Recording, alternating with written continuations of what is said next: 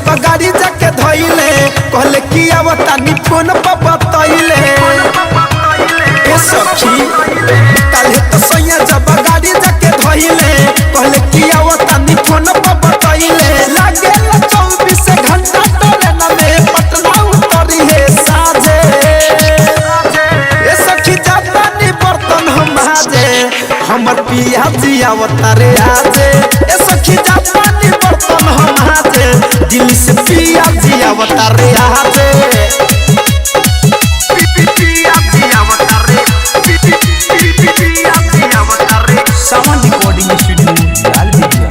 पिया जी अवतारे आजे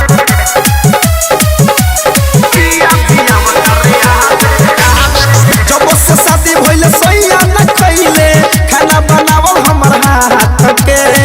जातानी हम ऐसन बतावे खोई है हथवा चाट के ए सैया हां हां जब से शादी भइले सैया न कइले खाना बनावल हमर हाथ के जातानी हम ऐसन बनावे खोई है हथवा चाट के जाते खाए के मन कोई पर सावन मंगी है लाजे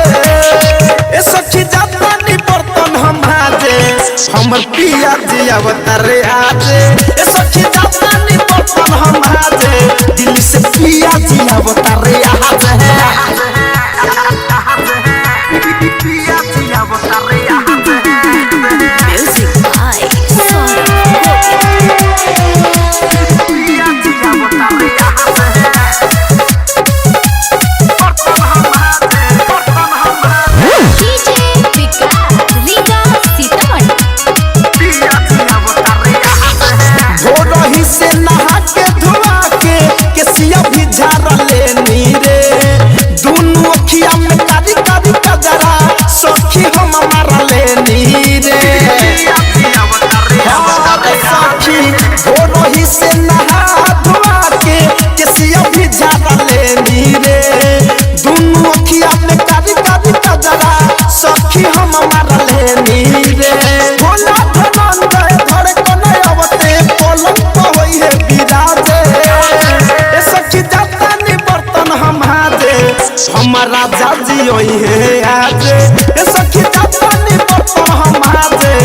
हमर पिया जी होई है आजे काले तो सैया जब गाड़ी जाके धइले कहले कि आवतानी फोन पर बतइले लागे 24 घंटा ट्रेन में पटना उतरी है साजे ए सखी जातानी बर्तन हम हाजे हमर पिया जी अवतारे आजे ए सखी जातानी बर्तन हम हाजे दिल्ली से पिया जी अवतारे आजे अरे हाँ सखी आरसीएम म्यूजिक न्यू ऐप अभी डाउनलोड कीजिए हमारे गूगल प्ले स्टोर से और पाए भोजपुरी लोकगीतों का एक से बढ़कर एक ऑडियो वीडियो सॉन्ग बिल्कुल मुफ्त।